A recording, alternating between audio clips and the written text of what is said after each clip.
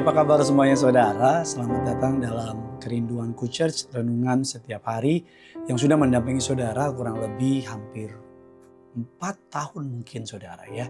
Tuhan itu baik, Dia sangat baik. Mohon maaf beberapa minggu kemarin karena keadaan fisik kurang memungkinkan dan kesibukan yang begitu padat sehingga saya sedikit sempat absen. Tapi dalam pertolongan Tuhan, hari ini kita akan kembali belajar merenungkan firman Allah. Sebelum kita masuk dalam kebenaran firman-Nya, mari sama-sama kita mau tundukkan kepala. Kami bersyukur untuk kasih-Mu, untuk setia-Mu, untuk rahmat-Mu. Kami mau siapkan hati kami untuk diberkati oleh firman Tuhan. Berbicaralah melalui hamba-Mu. Baik hamba yang menyampaikan firman ataupun mereka yang mendengar firman, kami sama-sama diberkati oleh Tuhan. Di dalam nama Tuhan Yesus kami berdoa dan kami mengucap syukur atasnya. Amin. Hari ini kita akan membahas sebuah judul yang mungkin saudara sering dengar, tapi izinkan saya kembali merimain saudara. Sebuah judul khotbah hari ini adalah The Salt and the Light, garam dan terang dunia. Matius 5, 13 sampai dengan ayatnya yang ke-16. Kamu adalah garam dunia. Jika garam itu menjadi tawar, dengan apakah ia diasinkan? Tidak lagi ada gunanya selain dibuang dan diinjak orang. Kamu adalah terang dunia. Kota yang terletak di atas gunung tidak mungkin tersembunyi. Lagi pula, orang tidak menyalakan pelita lalu meletakkannya di bawah gantang, melainkan di atas kaki dian sehingga menerangi semua orang di dalam rumah itu. Demikianlah hendaknya terangmu bercahaya di depan orang, supaya mereka melihat perbuatanmu yang baik dan memuliakan Bapamu yang di surga. Yang pertama, mari kita belajar, kamu adalah garam. Di atas ayat yang baru kita baca, Yesus tidak bilang bahwa berusahalah jadi garam.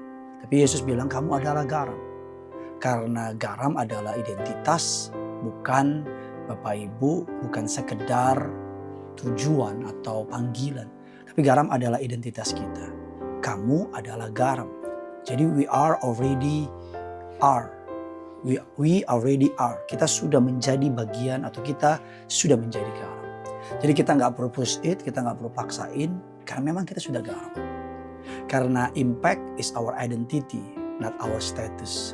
Karena berdampak menjadi garam itu adalah identitas kita, bukan status kita. Nah, mari kita lihat mengapa Yesus secara unik memakai istilah garam. Kenapa dia nggak bilang yang mungkin lebih tinggi ilmunya, atau mungkin kelihatannya lebih pintar, kamu terang, kamu kosmos, kamu apalah gitu. Dia bilang kamu adalah garam.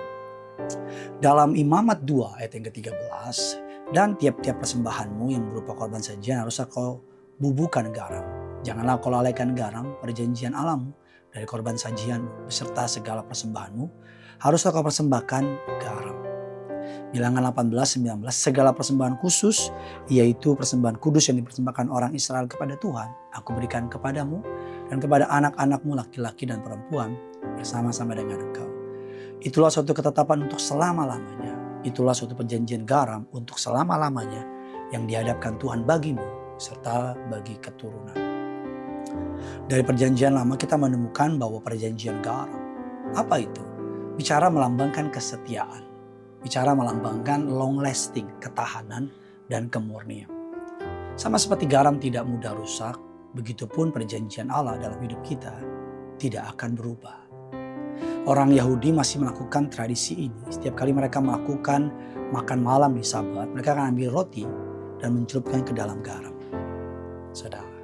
Jadi yang pertama, garam membuat kita diingatkan bahwa perjanjian Allah tidak akan berubah. Yang kedua, Bapak Ibu, garam menghambat pembusukan. Pada zaman Yesus belum ada kulkas. Orang-orang pakai garam buat mengawetkan makanan. Supaya nggak cepat basi, supaya nggak cepat busuk. Just like that. Keberadaan kita harusnya menjadi penghambat dari kejahatan. Penghambat dari hal-hal yang buruk.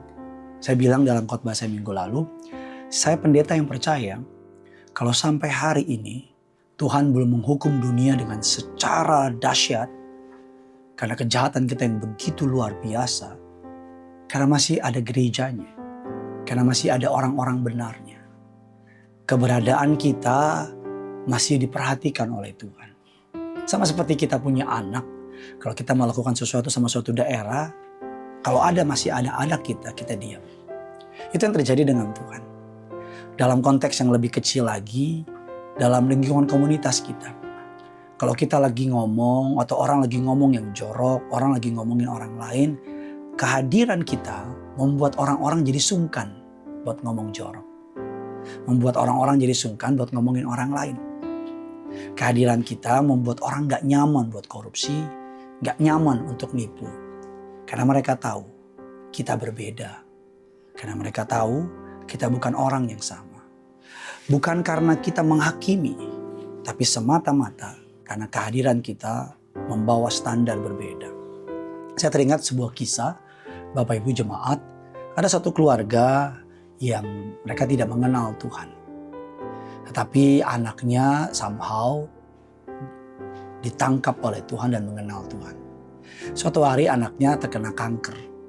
Biasalah namanya manusia kan, langsung dihakimi, kamu sih begini dan seterusnya. Kebetulan mereka ini penyembah berhala. Long story short, Bapak Ibu, papanya ini dengar anaknya kanker. Yang menarik, papanya kaget.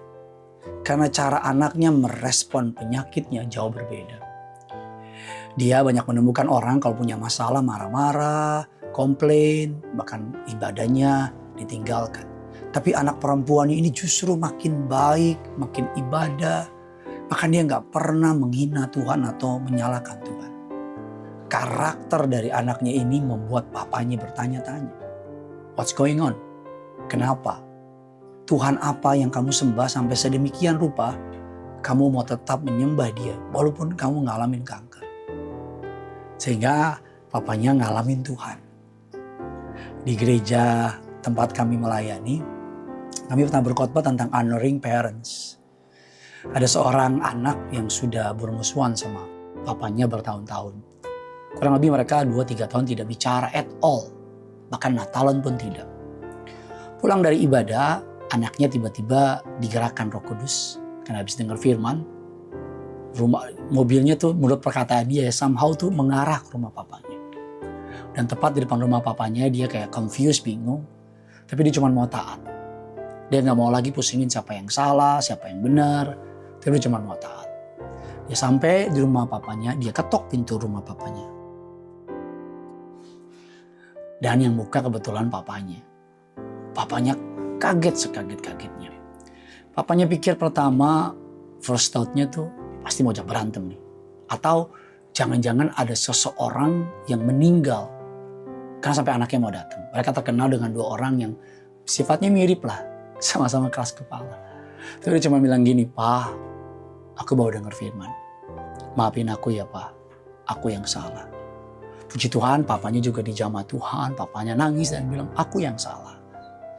Dan the rest of the story we know, mereka berpelukan, mereka berdamai. Dan yang menarik Bapak Ibu berapa hari kemudian papanya telepon. Gitu. Kamu gereja di mana? Papa mau ke gereja, tempat di mana kamu diajarin untuk menghormati orang tua dengan benar. Ini yang mau saya bilang sama saudara, garam menghambat pembusukan. Kehadiran kita harus berdampak. Keadaan kita harus berbeda dengan orang dunia lain.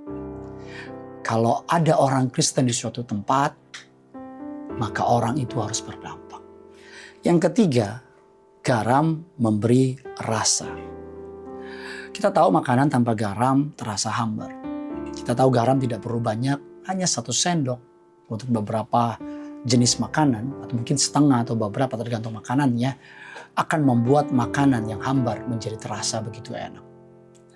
Mazmur 34 ayat yang ke-9, kecaplah dan lihatlah betapa baiknya Tuhan itu.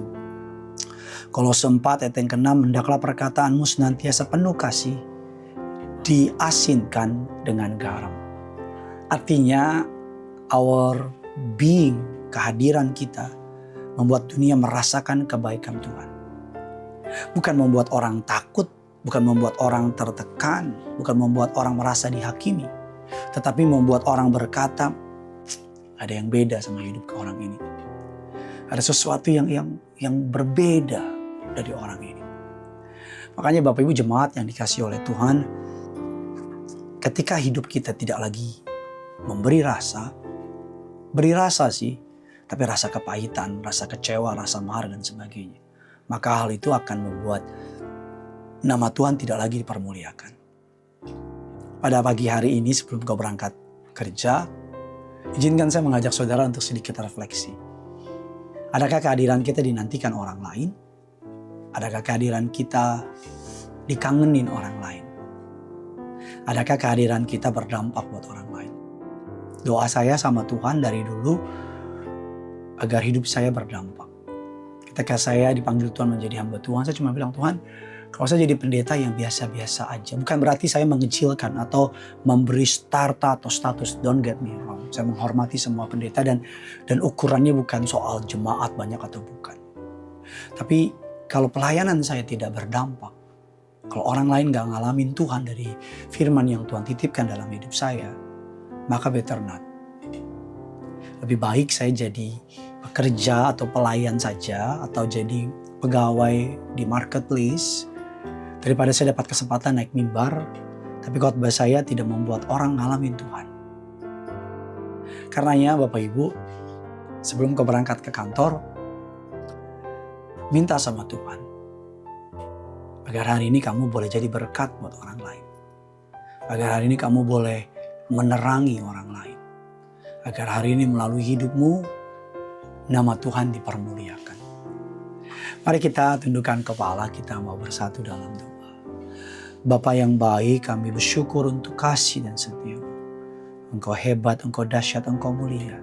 Kasih setiamu tidak pernah berkesudahan, rahmat-Mu tidak pernah habis-habisnya. Kami mau menjadi garam untuk memberikan rasa, berdampak, mencegah pembusukan, agar melalui kehadiran kami, nama Tuhan dipermuliakan. Banyak orang ngalamin Tuhan, banyak orang terima Tuhan, banyak orang menikmati Tuhan. Ampuni kalau kami belum jadi berkat, tapi pakailah kami untuk boleh menjadi berkat. Biar melalui hidup kami, nama Tuhan dipermuliakan. Di dalam nama Bapa, Putra dan Roh Kudus, dalam nama Tuhan Yesus kami berdoa. Amin. Bagikan kabar baik ini kepada orang-orang di sekitar sana. Tulis di kolom komentar yang punya surga, crazy in love with you, atau aku mau jadi garam, aku mau jadi terang. Bagi saudara yang belum subscribe, kalau saudara gak keberatan boleh subscribe dan bagikan kepada orang-orang di sekitar saudara. Semangat menjalani hari ini. Always remember with your whole heart, yang punya surga, crazy in love with you. Bye-bye.